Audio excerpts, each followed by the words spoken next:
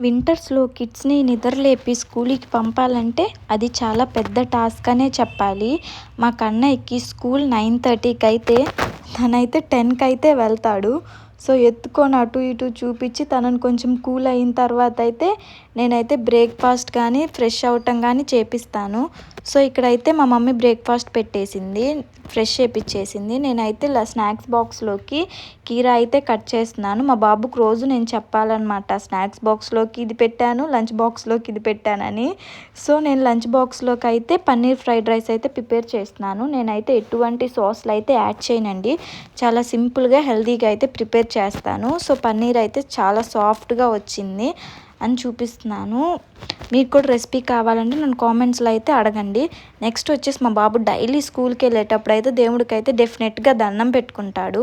And మా బాబుని ready చేసి స్కూల్‌లో వదిలిపెట్టొచ్చా రావాలంటే నాకు సరిపోయిద్ది.